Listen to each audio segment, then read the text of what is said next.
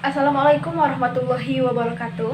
Ketemu lagi dengan saya Inaro dari Manajemen 22L. Di sini kita akan kembali membahas terkait dengan materi pertemuan 3 di Manajemen Risiko Keuangan. Nah, teman-teman, di sesi kali ini kita akan membahas tentang capital structure atau struktur modal dengan leverage. Sebelum kita mulai, tentunya kita harus paham terlebih dahulu apa itu capital structure.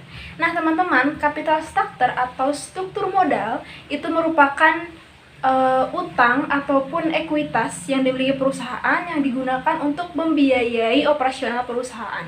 Jadi dengan kata lain bisa kita artikan bahwa struktur modal ini tuh adalah dana gitu ya yang digunakan untuk perusahaan mempertimbangkan dan juga menentukan pembiayaan dalam jangka panjang. Nah, seperti itu simpelnya. Jadi biasanya si struktur modal ini tuh digunakan untuk pembiayaan yang sifatnya memang jangka panjang. Nah, teman-teman, setelah kita mengetahui apa itu capital structure, sekarang kita juga harus mengetahui nih, apa saja sih faktor-faktor yang mempengaruhi capital structure itu sendiri.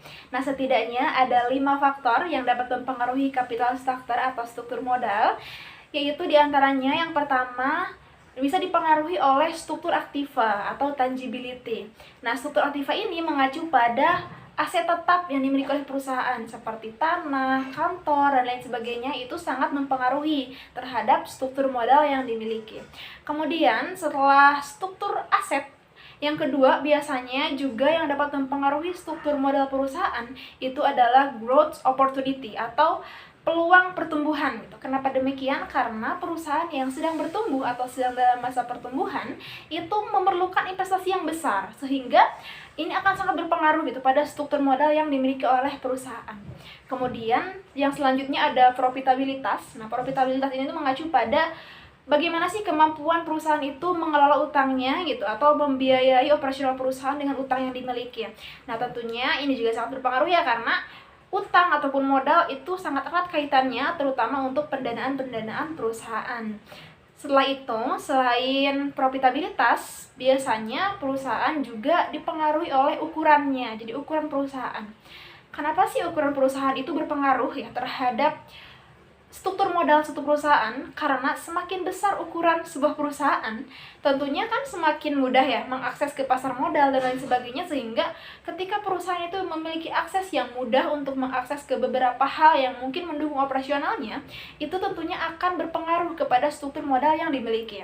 Kemudian yang terakhir ada risiko bisnis. Nah, ini sudah pasti ya, risiko-risiko bisnis yang dialami perusahaan dalam proses operasional itu akan sangat berpengaruh terhadap struktur modal.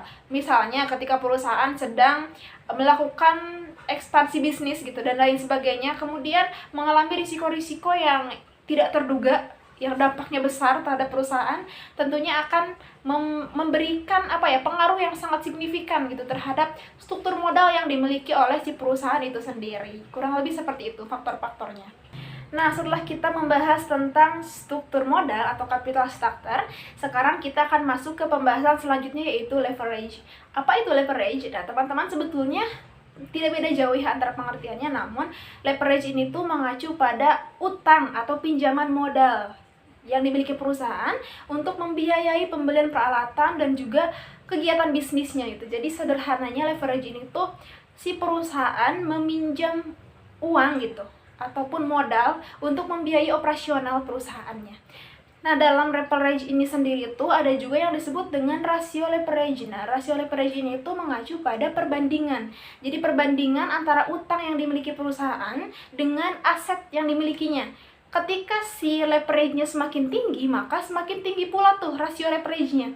Nah, perusahaan yang sehat itu adalah perusahaan yang leverage-nya tentunya rendah ya, karena ketika asetnya lebih tinggi daripada utang, sudah pastikan perusahaan itu sehat gitu, dan dia memiliki kemampuan yang besar untuk membayar utang-utangnya. Namun ketika rasio leverage-nya ini tinggi, jadi semakin tinggi rasio leverage-nya, berarti kan otomatis si perusahaan itu semakin besar risiko untuk tidak mampu bayar atau gagal bayar dalam operasionalnya tuh, dalam utangnya tuh dia tuh gagal bayar gitu dari aset yang dimilikinya, karena asetnya tuh kan sedikit tapi utangnya banyak. Nah, seperti itu.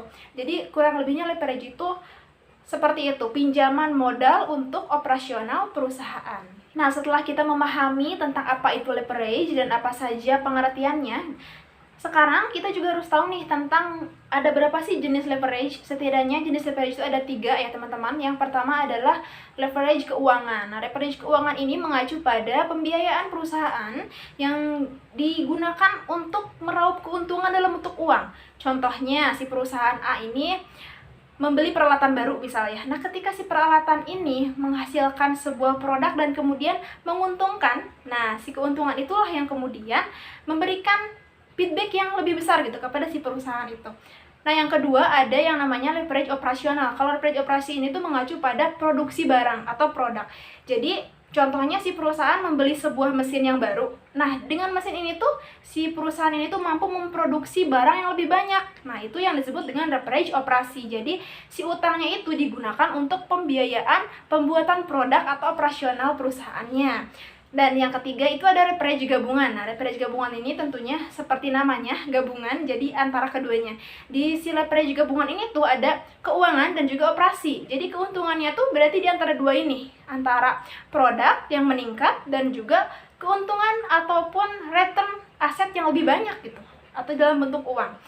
Namun tentunya si leverage gabungan ini tuh akan memiliki rasio utang yang lebih tinggi. Kenapa demikian? Karena untuk pembiayaannya juga kan akan semakin banyak ya, karena berurusan dengan operasi, berurusan dengan keuangan juga, dengan seperti itu, si perusahaan ini tuh kan akan menggunakan utangnya untuk dua hal tersebut. Jadi ketika si keuangan hanya fokus pada keuangan dan operasi hanya fokus pada operasi, tapi si leverage gabungan ini tuh fokus pada keduanya. Jadi meraup kedua-duanya gitu dalam secara bersamaan, sehingga dengan demikian penggunaan utangnya pun akan semakin besar dibandingkan dengan ekuitas. Nah teman-teman, itu tadi pembahasan kita mengenai tentang capital structure atau struktur modal dan juga leverage. Mungkin di lain waktu kita bahas terkait dengan pemanaan yang lebih rinci ya. Mohon maaf sekali apabila penjelasannya kurang mendalami karena memang waktunya juga yang terbatas. Semoga di kemudian hari kita bisa melengkapi pembahasan ini secara bersama-sama. Saya Inaroh, pamit undur diri. Wassalamualaikum warahmatullahi wabarakatuh.